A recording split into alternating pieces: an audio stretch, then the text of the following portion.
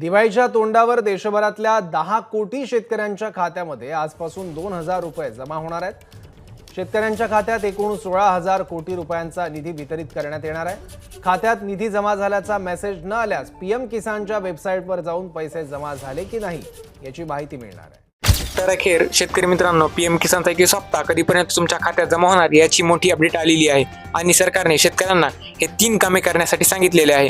तेव्हाच तुम्हाला पीएम किसानचे 2,000 रुपये मिळणार आहेत। तर ती कोणती कामे आहेत हे जाणून घेऊया। त्यासाठी व्हिडिओला शेवटपर्यंत पाहत चला आणि चॅनलवरती नवीन असाल तर चॅनलला सबस्क्राईब करा, कारण तुमच्या फायद्याच्या बातम्या या चॅनलवरती सर्वात आधी पाहायला मिळतात।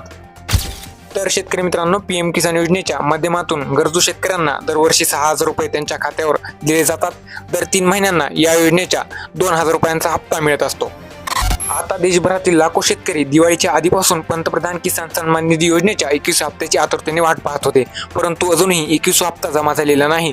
त्यामुळे ही रक्कम शेतकऱ्यांना छठ पूजेच्या आधी जारी होऊ शकते असे म्हटले जाते। काही नैसर्गिक संकटे आलेल्या राज्यात 21 हप्ता आधी जारी केलेला आहे।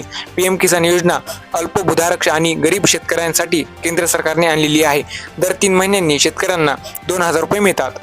तर शेतकरी मित्रांनो, काही मीडिया रिपोर्टनुसार असं सांगण्यात येत आहे की हा हप्ता छठ पूजेपर्यंत जमा होऊ शकतो, तर काही बातम्यांनुसार हा हप्ता नोव्हेंबरच्या पहिल्या आठवड्यात येऊ शकतो असं सांगण्यात येत आहे।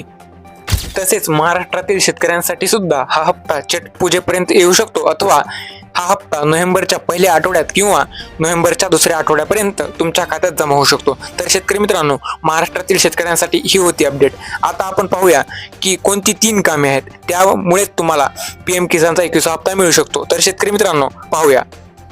जे पहिले काम आहे ते ई-केवायसी करण्याचे आहे। जर तुम्ही अजूनपर्यंत ई-केवायसी केलेली नसेल तर लागलीच करून घ्या। बिना ई-केवायसी तुम्हाला 21 हप्ता मिळणार नाही। तुमच्या जवळच्या CSC सेंटरवर जाऊन किंवा पीएम किसानच्या वेबसाईटवर जाऊन तुम्ही तुमची ई-केवायसी करू शकता।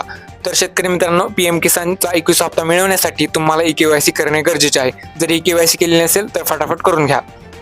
जे दुसरे काम आहे ते भूसत्यापन करणे, शेती योग्य जमिनीची पडताळणी करणे गरजेचे आहे। जर तुम्ही भू पडताळणी केलेली नसेल तर लागलीच जमिनीची पडताळणी करा, कारण लागवड योग्य जमिनीची पडताळणी करणे अनिवार्य आहे, त्याशिवाय तुम्हाला हप्ता मिळणार नाही। तर शेतकरी मित्रांनो, जर तुम्ही भू पडताळणी केलेली नसेल तर लागलीच करून घ्या, त्याशिवाय तुम्हाला 21 हप्ता मिळणार नाही। आता जो तिसरा आणि सर्वात महत्त्वाचं काम आहे ते जाणून घेऊया। तर आधार लिंक करणे अनिवार्य आहे। जर तुम्ही तुमच्या बँक खात्याशी तुमचे आधार कार्ड लिंक केलेले नसेल तर लागलीच करून टाकावे।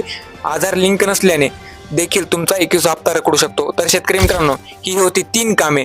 जर तुम्ही यातले एकही काम केलेले नाही तर फटाफट करून घ्या, आणि जर तुमचे यातील एक काम राहिलेले आहे तरीही तुमचा हप्ता रखडू शकतो। त्यामुळे शेतकरी मित्रांनो, तुमचे कामे फटाफट करून घ्या।